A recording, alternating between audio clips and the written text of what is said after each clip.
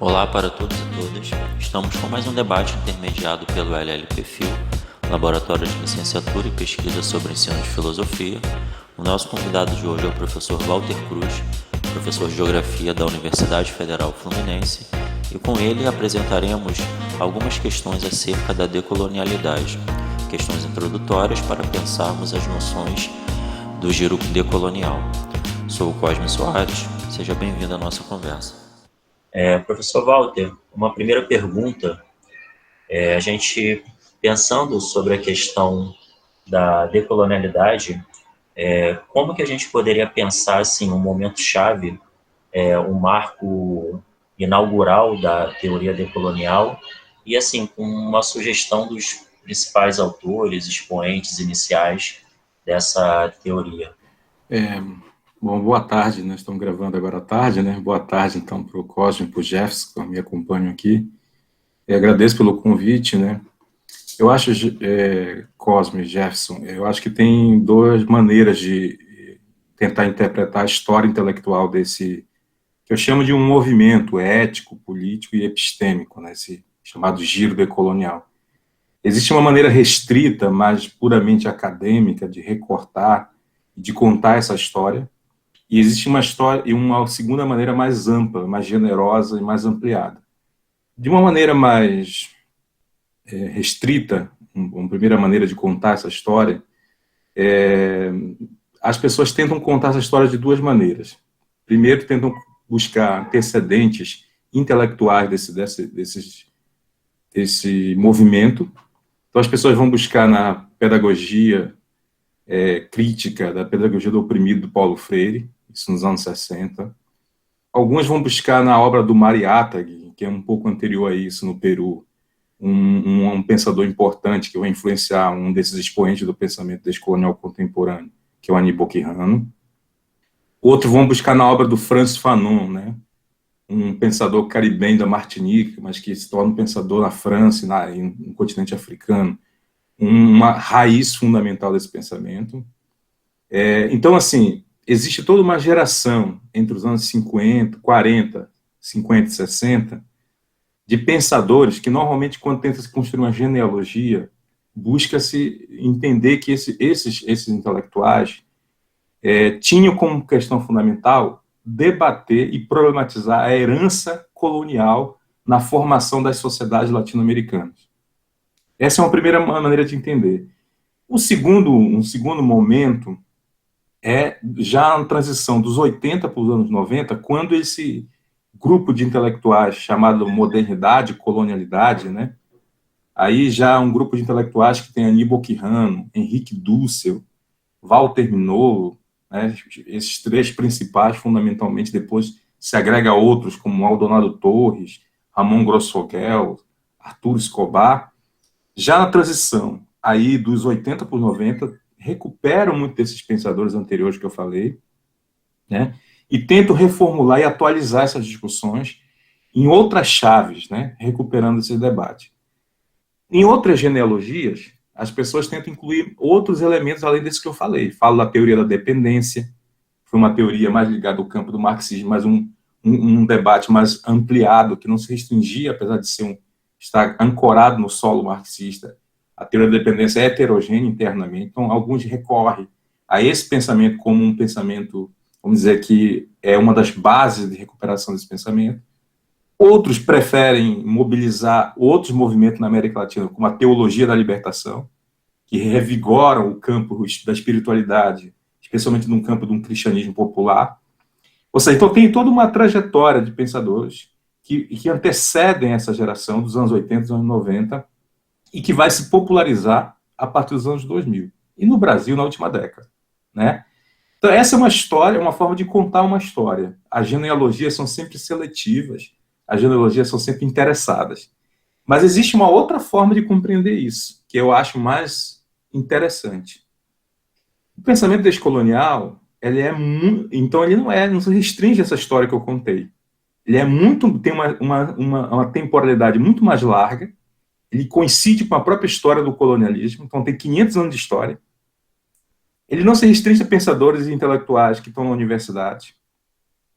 Ele tem intelectuais vamos dizer assim, ancestrais, intelectuais populares indígenas, intelectuais negros, artistas, que sempre tiveram como questões fundamentais debater e lutar, não só do ponto de vista das ideias, mas das práticas, das experiências de luta, contra essa herança colonial que estruturou as sociedades latino-americanas. Então, nesse sentido, hoje tem uma certa disputa de narrativa sobre esse pensamento descolonial. De um lado, tem muita gente que torna esse pensamento, eu chamo de uma leitura mais convencional e domesticada, que torna ele uma política de citação, e não vejo nenhum problema ser citados, mas, na verdade, muitas das vezes se restringe a mobilizar esses autores que eu falei, dessa segunda geração dos anos 80 e dos anos 90, e citar eles, e não consegue compreender que esse movimento é um movimento muito mais ampliado. Então, por exemplo, na contemporaneidade no Brasil, tem intelectuais do porte do Ayrton Krenak, que na segunda-feira passada estava agora na segunda-feira, né, no Roda Viva, no último Roda Viva, segunda-feira passada, ou de um Nego Bispo, intelectual quilombola, né, do Piauí, ou se a gente quisesse recuperar intelectuais que tiveram a margem da academia, mas que foram importantes, como, por exemplo, Abdias do Nascimento, que era um cara que pensava intelectualmente, mas estava ligado ao mundo do teatro. Ou seja, eu poderia fazer 1000 outras possibilidades de constelações do que é o pensamento descolonial. Então, me importa, eu acho que construir uma leitura e uma narrativa que tire esse pensamento desse âmbito profundamente domesticado do mundo acadêmico, do mundo das citações. Então, eu acho que tem essas duas maneiras de entendimento da coisa. Eu acho que não precisa ser um antagonismo, nem uma oposição essas duas narrativas do pensamento descolonial, mas elas precisam ganhar uma articulação. Me preocupa um pouco a popularidade que ganhou no Brasil o pensamento descolonial, desprovido dessas implicações éticas e políticas, virando uma espécie de coqueluche ou moda acadêmica, né? E aí, às vezes, desprovido da vitalidade, da experiência, que é essencial no mundo popular. Então, vamos imaginar, existem professores hoje da educação básica que fazem experiências extraordinárias em termos de pensamento descolonial.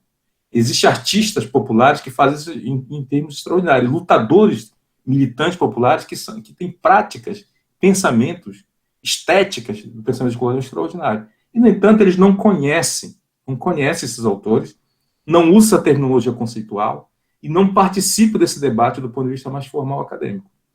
Então, para finalizar essa primeira pergunta, eu tenho essas duas maneiras de compreender essas questões. Eu compreendo que é importante essa genealogia mais formal, né, recuperando pensadores do passado, não só esses autores que estão dos anos 90 para cá, do 80 e 90 para cá. Esses pensadores, como eu falei, por exemplo, Frantz Fanon, um pensador extraordinário, né, absolutamente extraordinário, e que felizmente está sendo recuperado, mas é preciso também ampliar não só no tempo, mas também ampliar na diversidade da constelação do que é o pensamento descolonial. Só aí ele ganha a sua potência essencial, que é a luta por descolonização da nossa sociedade, que ainda é uma tarefa ainda muito longe de ser realizada. É um processo incompleto, e os problemas que o Brasil tem, por exemplo, hoje, a América Latina tem, coloco isso como questão central. A violência, a desigualdade, o racismo, por aí vai. Perfeito, Walter. E nesse último ponto que você nos apresentou, como assim a gente pode pensar as estruturas de poder do colonialismo com a imposição que ela foi feita, e até mesmo que isso foi o impulso, né, de você nomear, citar, né, ancestrais que lutaram contra a colonialidade. Você poderia apresentar para a gente assim, como que se compõem essas estruturas de poder do colonialismo? Eu falei assim, existe uma gama de experiências, de ideias, de estéticas, de ética, muito mais ampliada do que esses pensadores. Mas esses pensadores deram uma contribuição importante. Eles sistematizaram, eles deram uma codificação teórica, eles deram uma codificação conceitual. E um dos conceitos centrais que estrutura esse pensamento, vem da obra do Aníbal Quijano, é a ideia de colonialidade do poder, que, entre outras coisas, mostram que a estrutura fundamental que organizou as sociedades de origem colonial, quando eu digo estrutura fundamental, estou dizendo que organizou o tipo de capitalismo que aqui se forjou, o tipo de Estado, o tipo de projeto civilizatório de modernidade, o tipo dos processos de classificação social, a nossa subjetividade, o conhecimento, a memória, o imaginário, ou seja, o conjunto daquilo que nos constitui como sociedade, esteve ancorado no racismo. Isto é o conceito de colonialidade do poder. Ou seja, colonialidade do poder é mostrar que o racismo é um padrão estruturante e organizador das sociedades latino-americanas. Agora, evidentemente, que não é o racismo em termos isolados, é o racismo como aquele que produz uma coerência estrutural. Hoje, contemporaneamente no Brasil, se fala muito do conceito de racismo estrutural. O conceito de colonialidade do poder é um conceito muito semelhante a esse, né? Mas pensa essa ideia de colonialidade do poder, ou seja, como que ela organiza, se associa com a relação capital-trabalho, capital-natureza, relação saber-poder, saber-subjetividade, ou seja, e esse processo foi fundamental para entender a nossa sociedade. E isso não se descontinuou, isso não se fragmentou, isso não houve uma ruptura com o processo formal de independência nossa. Ou seja, não foi porque de uma hora para outra se demarcou do ponto de vista institucional que nós nos tornamos um país independente, ou que, do ponto de vista institucional, se decretou o fim da escravidão como forma de organização do trabalho e da vida social no Brasil, que esses processos desapareceram. Ao contrário, eles se estruturaram. Eu vou dar um exemplo concreto, né? Sou um geógrafo, né, e trabalho com geografia agrária também. A história da propriedade da terra no Brasil. A história da propriedade da terra no Brasil está organizada na transição do processo do final do XIX para o início do século XX, né, a última metade do século XIX, quando justamente havia uma pressão popular, havia uma pressão de cima e de baixo, de todos os lados, para o fim da escravidão e para a implementação de um trabalho assalariado livre no Brasil. O que acontece no Brasil? As elites brasileiras criam uma estratégia para que as populações negras e indígenas não tenham acesso à terra. Elas criam uma legislação de terra, aquilo que um autor como José Souza Martins chama do cativeiro da terra. Termina-se o cativeiro do ponto de vista formal, humano, e cria-se um cativeiro da terra. Isso tem enormes consequências para o que nós somos como sociedade. Porque, de um lado, os povos indígenas, os povos negros não tiveram acesso à terra. Por outro, se incentivou sistematicamente um branqueamento da sociedade e do território, estimulando, no final do XIX e no século XX, a vinda sistemática de europeus para cá, colonos, né, eram pobres também para cá, mas para ter acesso à terra e para compor o trabalho, o mercado de trabalho assalariado no Brasil. Veja o grau de perversidade de um processo desse. Ou seja, então, aí nós temos um processo que é a composição do trabalho, do mercado de trabalho assalariado livre no Brasil, ela se deu por um processo de branqueamento da população. E o controle da propriedade privada da terra se deu também por uma política de um racismo estrutural, que cerceava a possibilidade de acesso à terra a populações negras e indígenas. Isso já dá um nó sociológico e geográfico na estrutura social de desigualdade que nós temos. Ou seja, a nossa desigualdade ela foi claramente articulada em termos de uma base de classe com um atravessamento racial fundante. E isso tem enormes consequências em todas as estruturas sociais que nós vivemos. No controle da propriedade da terra, na desigualdade social, na violência, no autoritarismo e no controle das forças políticas do Estado, porque quem controla terra no Brasil controla o Estado, né?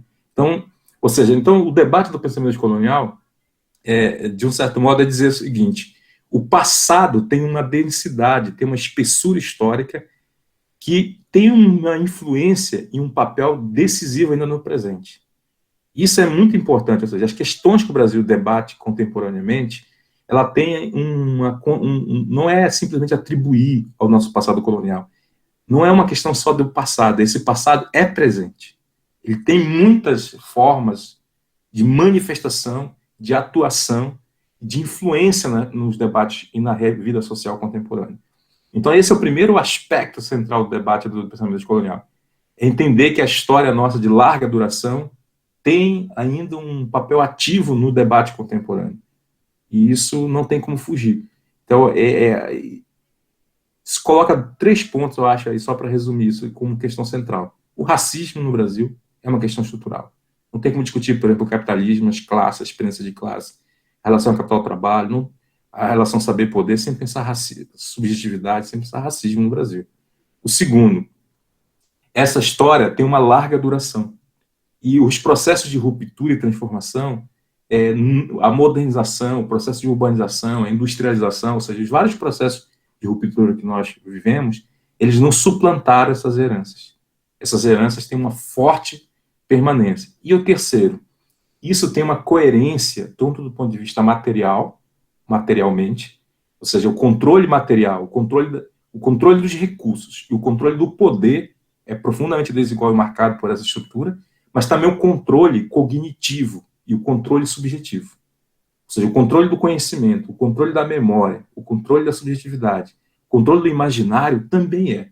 Por isso que hoje o debate contemporâneo é a necessidade de descolonizar, e descolonizar passa pela dimensão material e pela dimensão imaterial, do conhecimento, da subjetividade e da memória. É por isso que o debate do pensamento descolonial, muitas das vezes, para muita gente, acha que isso é uma questão de conhecimento ou de subjetividade. Esses são dois campos fundamentais, o conhecimento e a subjetividade. Mas é também material. Não há descolonização numa sociedade se não mexe nas estruturas materiais, porque é essa memória, para usar uma expressão de um livro importante, de uma autora, né, que se move nessa corrente ampliada de pensamento descolonial, a Grada Quilombo, essas memórias de plantação, essas memórias do plantation, elas não são só imateriais, elas são materiais. Elas estão na concentração no monopólio da terra, elas estão na desigualdade habitacional, elas estão no espaço de todas as maneiras e no controle do poder e dos recursos. Acho que por isso que eu acho que é tão importante esse debate. E imaginar qualquer debate sobre o futuro no Brasil significa disputar o passado também. Perfeito. A gente tem nas últimas décadas o marxismo como a principal teoria da esquerda.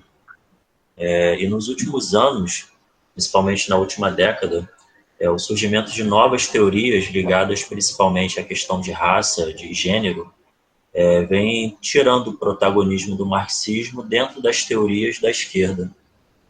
Nesse sentido, onde podemos encontrar a contribuição do marxismo para a descolonialidade e aonde podemos encontrar as tensões e as rupturas? Eu não sei se sou a pessoa apropriada para responder às contribuições do marxismo, mas eu posso dizer o seguinte, que não há o pensamento descolonial não é um pensamento anti-marxista, isso eu posso dizer. Pelo menos pensadores, por exemplo, do porte de Aníbal Quijano, fazem um diálogo crítico com o marxismo. Diálogo crítico não é um diálogo anti-marxista. O Henrique Dussel, por exemplo, um dos maiores estudiosos do marxismo no Brasil, por exemplo, um dos livros mais importantes sobre os Grundrisse, do Marx, é uma espécie de guia de leitura produzido pelo Henrique Dussel, que é um dos principais expoentes do pensamento descolonial. Se você fala da teoria de gênero, tem importantes teóricos sobre a questão racial, agora está se publicando no Brasil recentemente, né? Tem toda uma tradição de marxismo negro nos Estados Unidos, tem toda uma tradição de feminismo marxista, ou seja, existe não há essas pautas, esses temas não são antimarxistas, existe toda uma clivagem de pensamento. Agora, e há toda uma descoberta também contemporânea, expressa talvez metaforicamente em 2 livros de um certo Marx. No Brasil, recentemente, foi publicado 2 livros. Um chamado Marx Tardio, que fala da obra do Marx, sobretudo com o diálogo com os populistas russos e toda a discussão do Marx pós-capital, né? E um outro livro lançado que chama o Marxismo nas Margens, que é toda a obra do Marx também sobre as chamadas sociedades ou populações, territórios dito coloniais. Como é que a presença desses grupos, o Marx tem um texto famoso chamado As Formações Pré-Capitalistas, né? Mas, de um certo modo, todo o debate, quando se falava do marxismo, estava sempre no capítulo sobre a acumulação primitiva, sobre essas sociedades coloniais. Então, esses 2 livros tentam, dentro do próprio campo do marxismo, problematizar e mostrar que havia uma preocupação sim, do Marx com essas questões, né? Com essas questões das sociedades ditas coloniais e com a dimensão do colonialismo, com a dimensão do racismo, claro, dentro de um certo recorte e de uma certa coerência teórico-metodológica. Então, eu acho que tem muitos pontos de contato, né? Tem muitos pontos de diálogo. O que eu estou falando não é necessariamente um antimarxismo. Agora, existem tensões. E eu entendo que uma certa perda de protagonismo, não sei nem se é esse, eu não sei se esse diagnóstico nós conseguimos ser preciso, eu não sei se o marxismo perdeu o protagonismo, mas outras leituras ganharam uma certa visibilidade. E a minha hipótese de compreensão desse processo é de que essa leitura, por exemplo, do pensamento descolonial, ela ganhou uma certa popularidade, uma certa audiência, uma certa ressonância, uma certa aderência no debate público, porque ela é capaz de vocalizar também uma gramática das lutas políticas. Ela não é só um pensamento, assim como o marxismo, não é um pensamento só intelectual. Ela é uma gramática teórica capaz de vocalizar uma gramática política. Então, os movimentos do nosso tempo, os movimentos que protagonizam a luta do nosso tempo, também colocam essas questões como questões centrais, como, por exemplo, o racismo estrutural, como a descolonização, como a desigualdade de gênero. Então, esse pensamento, de uma certa forma, ele manifesta no campo teórico uma certa emergência no campo prático da luta, por esse um dos motivos. Agora, como eu falava dos pontos de ruptura, né? Eu não sei se eu consigo fazer uma leitura tão sistemática dessa maneira, mas eu acho que há um limite em certas interpretações, eu diria que não é do marxismo, mas de certas interpretações do marxismo, que não consegue colocar na sua leitura esses elementos como elementos constituintes e estruturantes numa leitura do capitalismo, né? Então, por exemplo, existe, como eu falei, toda uma tradição de marxismo negro que vai dizer que o racismo é um elemento constitutivo e fundante do capitalismo. E para outros intelectuais, isso é uma questão circunstancial, contingencial, histórica, não faz parte do elemento estrutural. Há toda uma tradição de feministas que fazem um diálogo forte com o marxismo, mostrando que a exploração do trabalho não pago, a dimensão da reprodução, tá? Estou me lembrando aqui da obra da Silvia Federici, que nesse momento tem uma grande audiência no Brasil, né? Que vai debater que é preciso ampliar a noção de como se relaciona a produção do valor, que é uma questão central para a obra do Marx, com o trabalho reprodutivo, com o trabalho não pago, com a dimensão das relações de gênero. Então, ou seja, essas dimensões, todo um campo da ecologia política que vai dizer que a dimensão da natureza não está bem equacionada na teoria do valor, né? Apesar do Marx ser um dos autores que funda toda uma tradição contemporânea no campo da ecologia política de pensar noções de metabolismos sociais, né? Ou seja, o que eu estou chamando a atenção? Eu estou chamando a atenção de que existe dois tipos de leitura. Algumas leituras mais abertas, menos ortodoxas, que vão dizer que esses elementos, sim, são fundamentais na leitura do capitalismo. A dimensão de gênero, a dimensão racial, a dimensão ambiental são estruturantes para pensar o capitalismo. E aí, nesse tipo de interpretação, esse debate do feminismo, do pensamento descolonial, da ecologia política, dialoga muito com esse marxismo. Agora, existe uma outra interpretação que vai dizer que esses elementos são circunstanciais. Reduz esse debate a um debate circunstancial, reduz as lutas políticas contemporâneas numa chave identitária, dizer que meramente identitário esse debate, que é um debate que esvazia estrategicamente as lutas de classe e fragmenta politicamente o projeto. Então, aí é bem difícil, né? Porque eu acho que esse tipo de leitura é um tipo de leitura muito normativa, é um tipo de pensamento crítico que é normativo, não consegue dialogar com a experiência concreta do mundo. Um pensamento crítico não é aquele só capaz de fazer um diagnóstico do mundo, como ele funciona, das suas contradições. É aquele capaz também de dialogar com as experiências de luta, né? Se você não consegue dialogar com a experiência de luta, é um pensamento crítico que está na sua posição muito cômoda, de fazer um diagnóstico perfeito do mundo e de normativamente achar que sabe qual é o caminho da superação das contradições do mundo. O mundo é muito mais precário, as lutas são muito mais precárias, né? E o pensamento crítico tem que dialogar com isso. Então, eu acredito, em resumo, eu acredito que existem dois tipos de diálogo, né? Com certa leitura ortodoxa não tem diálogo, porque aí é um processo de acusação mútua, né? Você só vê os pontos de distanciamento. Mas com aquele pensamento mais aberto, há um diálogo intenso. Tanto há um diálogo, que os principais nomes do pensamento descolonial são grandes nomes importantes de uma certa leitura latino-americana do marxismo, com o exemplo do Dussel.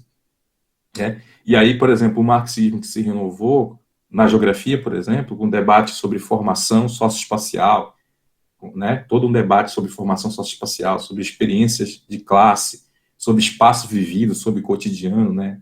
Estou lembrando aí da obra do Thompson, a obra do Henri Lefebvre, né? Que chegou muito na nossa área na geografia. Esse debate se conecta fundamentalmente, porque o pensamento descolonial entre outras coisas, quer fazer uma leitura histórica e geográfica radicalmente situada, para entender a formação social, a experiência profunda da dominação e da resistência, e entender com profundidade quem somos nós, que tipo de capitalismo, que tipo de modernidade é essa nossa que nós vivemos. Então, eu entendo que, assim, e do ponto de vista da minha posição pessoal, eu acho que não há como construir uma leitura crítica do mundo sem uma leitura do marxismo. Agora, também não dá para achar que só a leitura crítica do marxismo pode oferecer todas as ferramentas intelectuais e políticas capazes de oferecer uma interpretação consistente das questões essenciais do mundo. Essa é a minha posição, né? Por isso que eu acho que o diálogo crítico é importante, não o anulamento do diálogo. Sim, perfeito. E por essa noção pluriversal, né, que prioriza o contato, teria alguns autores, pensando assim conosco aqui com relação à filosofia, se a gente pega o exemplo de Derrida, Deleuze, Foucault, esses autores, eles apresentam uma contribuição assim com o diálogo que enriquece a descolonialidade? Do ponto de vista filosófico, o pensamento descolonial é muito heterogêneo, né? Eu, por exemplo, falei anteriormente de alguns autores que têm um diálogo forte com o marxismo. O seu solo é a crítica ao marxismo, mas num diálogo de incorporação de premissas do marxismo. Então, por exemplo, uma noção fundamental no pensamento de Henrique Dussel e no pensamento de Aníbal Quijano é como recuperar o potencial da categoria de totalidade. Isso é uma questão fundamental para o pensamento dialético do materialismo histórico. Agora, existe uma outra corrente do campo do pensamento descolonial que está muito mais associada a esses pensadores que convencionalmente chamam de pensadores pós-estruturalistas, né? Especialmente a obra do Foucault e do Deleuze. Então tem, por exemplo, Arthur Escobar, Santiago Castro Gomes, são autores que têm uma chave de leitura que estão muito mais próximos desses dois pensadores franceses, no sentido do diálogo, do que do marxismo. O primeiro, Santiago Castro Gomes, por exemplo, ele critica bastante essa leitura do pensamento descolonial mais próximo do marxismo, porque essa leitura, para tentar fazer um diálogo com o marxismo, faz uma ponte com a chamada teoria do sistema mundo moderno, né? Que é a obra do Emmanuel Wallenstein, que trabalhava o conceito de sistema mundo, de economia mundo, né? E essa obra trabalha sempre numa escala, nós que somos da geografia trabalhamos muito com esse conceito, numa escala mundo, né?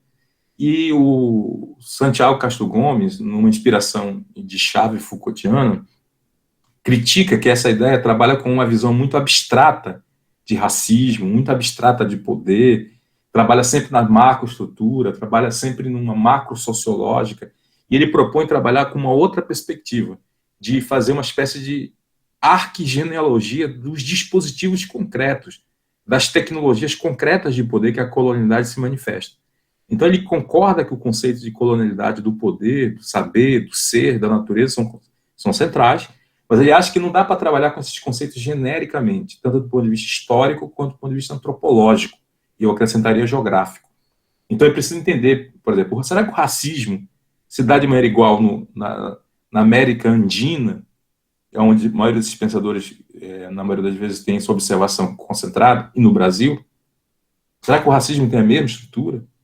Será que a formação do Estado, mesmo sendo um padrão da América Latina, se constitui do mesmo modo? Ou seja, ele radicaliza essa ideia de que não dá para pensar uma história em chave mais universalista. É preciso compreender a especificidade. Então, nesse sentido, ele é um pensador que vai trabalhar descontinuidades históricas, as genealogias históricas, os dispositivos específicos, conjugar a macropolítica com a micropolítica, com a microfísica do poder, ou seja, os jogos escalares que o Foucault tão bem trabalhava. Então, tem todo vamos dizer, um desdobramento entre essa crítica a uma visão generalista de história e uma visão crítica à ideia de poder e de política que esse autor vai fazer. Então, vai pensar, vamos dizer assim, os dispositivos micropolíticos e a microfísica da colonialidade, né? Ou seja, em outros termos, que eu acho bem potente para a geografia pensar em termos da manifestação escalares, apesar de macro e micropolítica em termos filosóficos, não ser necessariamente escala, né? É um outro papo, mas Então tem esse diálogo. E tem o diálogo com a obra do Deleuze, que é um pensador da diferença, do virtual, da produção, né, das linhas de fugas, a produção da construção de mundos. Deleuze é um pensador, sobretudo, desses aspectos, né? Um pensador da diferença com positividade. E aí ele inspira bastante a obra do Arturo Escobar, porque o Arturo Escobar é, sobretudo, o autor que radicaliza esse debate do pensamento descolonial para a ideia de pluriverso e de ontologias múltiplas, né? O Arturo Escobar é um antropólogo, então ele vai levar esse debate, essa crítica à ideia de colonialidade do ser, que é no campo ontológico, ou seja, a colonialidade não é só uma estrutura de poder, não é só uma estrutura de saber, essa estrutura de saber e de poder tem consequências ontológicas na produção do ser, na visão ontológica do mundo. E ele vai dizer o seguinte: é preciso entender que, na verdade, a descolonizar é compreender, sobretudo, que existem múltiplas ontologias, que existem múltiplas experiências de mundo, que existem múltiplas criações e produções de mundo. Aí ele está inspirado num debate fundamentalmente deleuziano em termos filosóficos e de uma antropologia, inclusive de uma antropologia brasileira, que tem na obra do Viveiro de Castro, do perspectivismo ameríndio, né, a sua principal base empírica, mostrando que, para muitos grupos indígenas, o mundo, a noção de mundo, a noção de ser, a noção de pessoa é muito distinta da nossa. E que existe, na verdade, uma pluralidade ontológica e uma diversidade ontológica. Não é só uma multiplicidade de culturas que existe. Existe uma multiplicidade de mundos. Não é só uma multiplicidade de significação do mundo como objetivo, mas existe, na verdade, a produção concreta de vários mundos. Então, nesse sentido, a ideia de ontologias múltiplas, né, ela é uma chave fundamental. E ele começa a trabalhar esse conceito de descolonizar, sobretudo, fazer a luta ontológica. E eles começam a trabalhar com os conceitos de que os conflitos que normalmente nós chamamos de conflitos territoriais, conflitos ambientais, as lutas que nós chamamos normalmente de lutas territoriais, especialmente envolvendo comunidades tradicionais, camponesas, indígenas, quilombolas, não são simplesmente lutas ambientais ou territoriais, são lutas ontológicas. São lutas não só para afirmar, mas para garantir a afirmação da existência de mundos que são destruídos, eliminados esses mundos, como normalmente por esses grandes projetos de desenvolvimento, o agronegócio, a mineração, as grandes obras de hidrelétricas, as grandes frentes logísticas, né?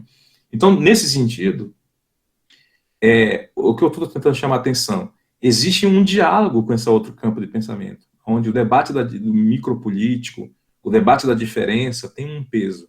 Só que tem chaves diferentes. Num é uma releitura da história do poder, no outro é uma releitura da diferença e da ontologia, né? Tudo isso é muito interessante. Por quê? Porque normalmente se fala de pluriverso como questão epistemológica.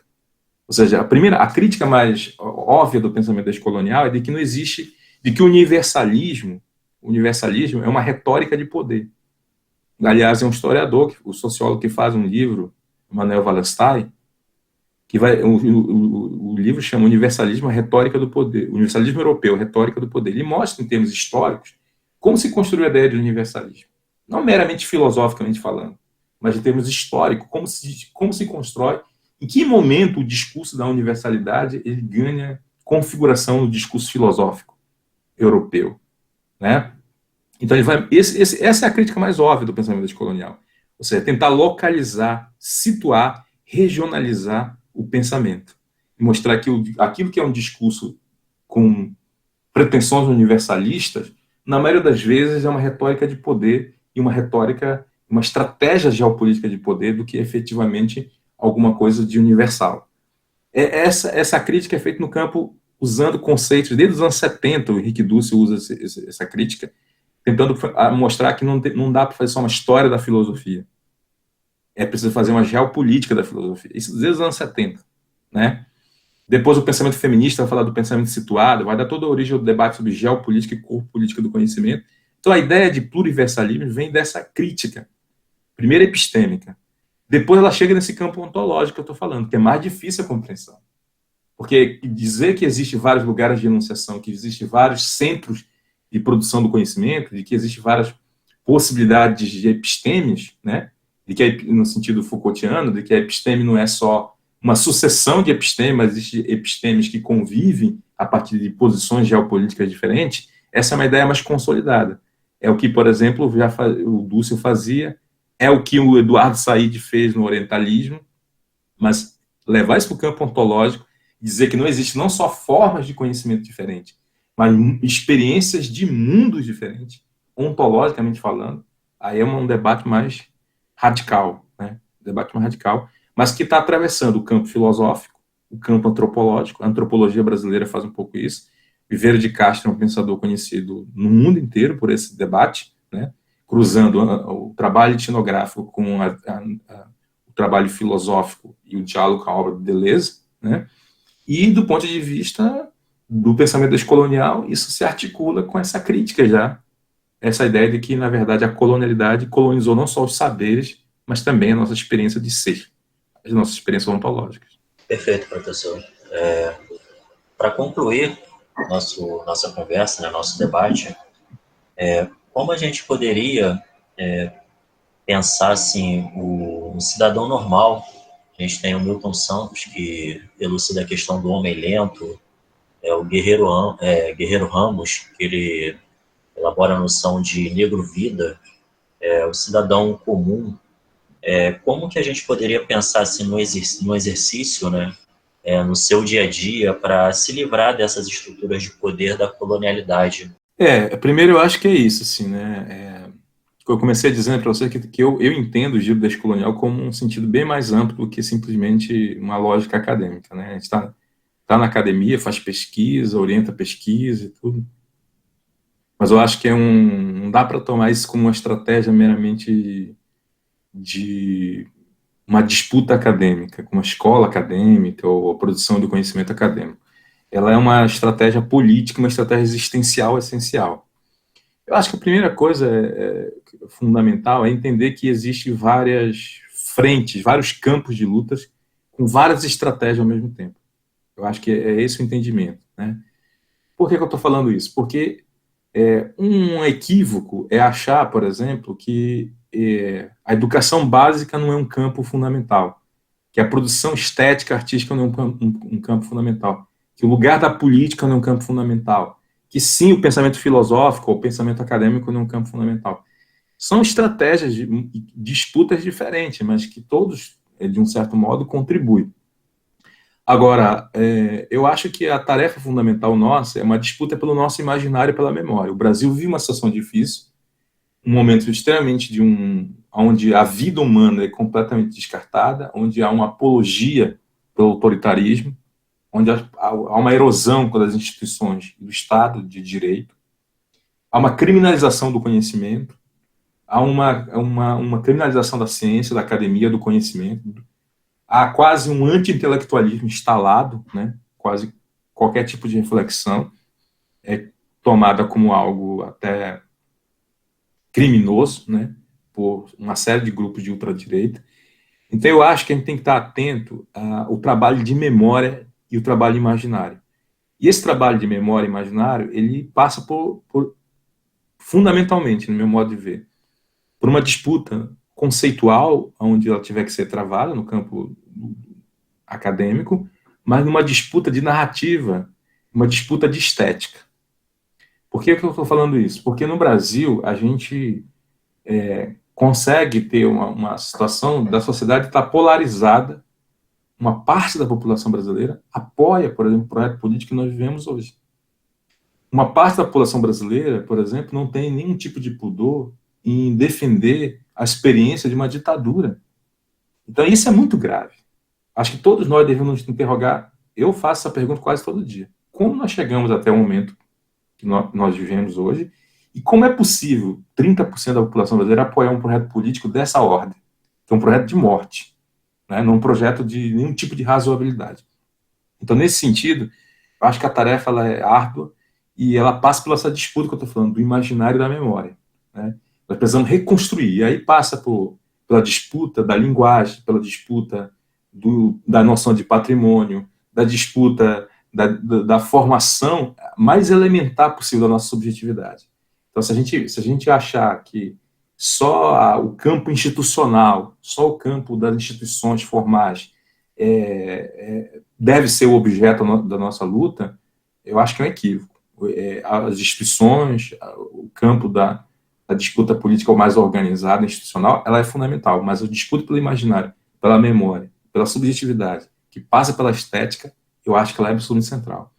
Porque se o projeto que hoje domina o poder, ele é, sobretudo, a tentativa de impor um certo imaginário colonial, de impor uma memória colonial, de impor uma estética autoritária e fascista. Então, eu acho que é esse que é o desafio que está colocado para a gente. E aí, isso não se faz só, essa disputa, no campo meramente conceitual, né? Ou seja, é a tradução desses dispositivos conceituais em intervenções concretas e cotidianas, que vai passar por múltiplos dispositivos aí. Cosme, você que trabalha lá com os cordéis, né, isso é uma estratégia fundamental, né? Mas tem gente que, por exemplo, faz samba, tem gente que dá aula, tem gente que produz mapa, tem gente que... Ou seja, então as estratégias são muitas, muitas. E é por isso que a gente precisa ampliar essa noção. O pensamento descolonial é um pensamento necessário. Essa compreensão de que a sociedade brasileira precisa descolonizar seu imaginário, sua memória, sua subjetividade, é absolutamente necessário. E isso não passa simplesmente por reconstruções acadêmicas, né? Se a gente ficar nesse campo simplesmente, evidentemente que tem especificidades em cada situação, né? Não vou achar que...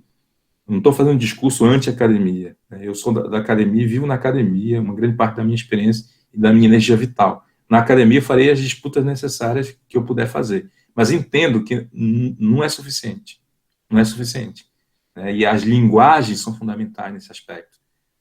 Nós estamos vivendo um aprendizado nessa pandemia terrível, porque é sofrido das plataformas das linguagens, né? Nós fomos obrigados a aprender a lidar com plataformas e linguagem, coisa que esse grupo fascista, autoritário, já estava manipulando há muito tempo, né? E levando vantagem, né? E aí, então, nós precisamos entender as ferramentas disponíveis, as linguagens disponíveis e as estratégias para fazer essa disputa, insisto, do imaginário, da memória e da subjetividade, porque é essa disputa que vai nos permitir avançar também na luta material, a luta concreta de divisão do poder e dos recursos na sociedade. Não tem sociedade democrática se não houver, né, mudança concreta na materialidade da vida das pessoas. Acho que é por aí. Perfeito, professor. Muito boa explicação, muito bom o diálogo, né, contigo, com toda a experiência que você tem de vida, né, experiência acadêmica, passou por 2 universidades, trabalha hoje na UF, e tem o próprio diálogo vindo da Amazônia, que é uma questão fundamental que para a gente ter aqui hoje, né, como diálogo, os povos ribeirinhos, o extrativismo, as lutas políticas que a Amazônia tem hoje em dia, isso a gente te vê como porta-voz disso. E exatamente esse engajamento que a gente tem diante das lutas, né, após inúmeras estratégias que é feita no cotidiano de uma escola, num ponto de ônibus, numa padaria, tipo, as relações que a gente vive, ela exatamente está pontuada nessa forma que você explicou para a gente, né? O protagonismo que cada um assume diante de criar, né, tipo, as estratégias para sair dessas amarras coloniais. Perfeito, professor. A gente agradece mesmo, muita alegria por você ter estado presente aqui. Gostaria de contar alguma consideração a mais, sim. por favor. Eu queria agradecer o convite, né, e queria dizer o seguinte, eu não acho importante, inclusive eu acho até incômodo se definir como pensador, como pesquisador, como professor descolonial. Eu não gosto disso. Acho até uma certa impostura. Eu sempre digo isso, acho até uma impostura, porque eu acho que ninguém é descolonial, sabe? Porque isso é um exercício muito difícil, um exercício político, um exercício ético, um exercício subjetivo, um exercício ontológico muito difícil. O que a gente se coloca como desafio, como horizonte, é um esforço de descolonização, né? É um esforço constante, porque eu acho que, assim, nós estamos socializados numa sociedade colonial, numa sociedade racista, numa sociedade patriarcal, numa sociedade burguesa e capitalista, então nós somos subjetivados nesse processo. Então a gente só pode operar dentro de um limite contraditório, um limite ambíguo desses processos, né? Acho que é fundamental esse entendimento, porque se a gente toma isso como um desafio, como um horizonte, não como um fato consolidado, alguém que já vive essa condição, é que a gente pode ter o cuidado e pode ter também, vamos dizer, a sensibilidade para avançar constantemente nessa tarefa, né? Porque eu acho assim, tem muita gente com certeza hoje também, né? Eu acho que o momento é muito difícil, não dá para ter tanta certeza de muita coisa. Eu acho que a gente tem que ter tato, diálogo, escuta e avançar nesse caminho. Então, eu não tenho tanta certeza das coisas. Eu acho importante o esforço e caminhar, mas sempre tendo como horizonte, não como dizer, partir do ponto de vista que alguém é um pensador, um ativista descolonial.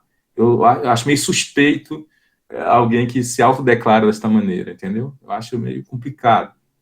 Acho que esse pensamento, assim como outros da constelação gigante de pensamentos críticos, nos oferece ferramentas, nos oferece pistas para a gente caminhar no aquilo que é fundamental, que é a luta por uma emancipação, a luta por uma sociedade mais justa. Perfeito, professor. Mais uma vez, muito obrigado. Muito obrigado mesmo pela participação.